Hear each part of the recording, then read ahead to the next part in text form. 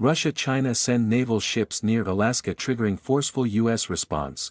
We've entered a new era of authoritarian aggression, Dan Sullivan tells Fox News Digital. China and Russia conducted a joint naval operation near U.S. territory earlier this week, triggering a large response from the U.S. Navy, Fox News Digital has learned.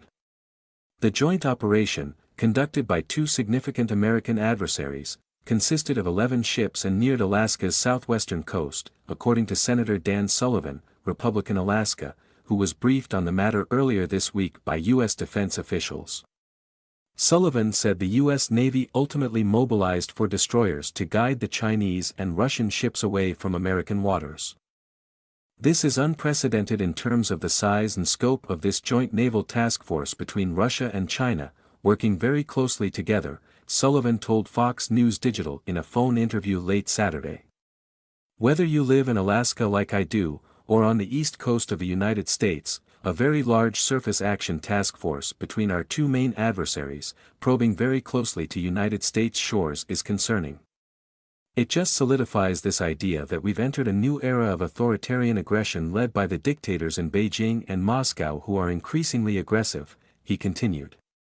The Wall Street Journal first reported the joint Chinese and Russian operation Saturday. In addition to the 4 destroyers mobilized, the U.S. also sent P-8 Poseidon aircraft to shadow the Chinese and Russian ships away from the Alaskan coast, according to the Wall Street Journal. The ships neared the Aleutian Islands, but never entered U.S. territorial waters. Sullivan added that the American response was considerably improved compared to a similar, albeit smaller, incident that occurred in September.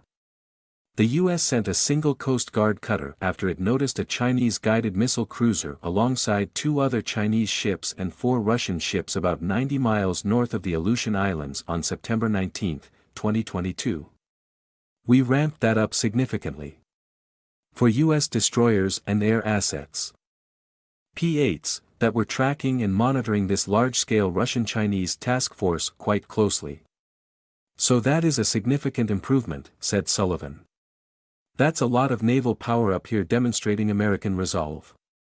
I'm going to continue to press, whether it's the Obama administration, Trump administration, now Biden administration, to commit more naval, Coast Guard and Marine presence and assets in this part of America, he added. And the Biden administration more broadly needs to get serious about serious, robust defense budgets. The White House didn't immediately respond to a request for comment. The Pentagon referred Fox News Digital to the U.S. Northern Command, which also didn't immediately respond to a request for comment. It is a historical first, Brent Sadler, a senior research fellow at the Heritage Foundation, told the Wall Street Journal. Given the context of the war in Ukraine and tensions around Taiwan, this move is highly provocative.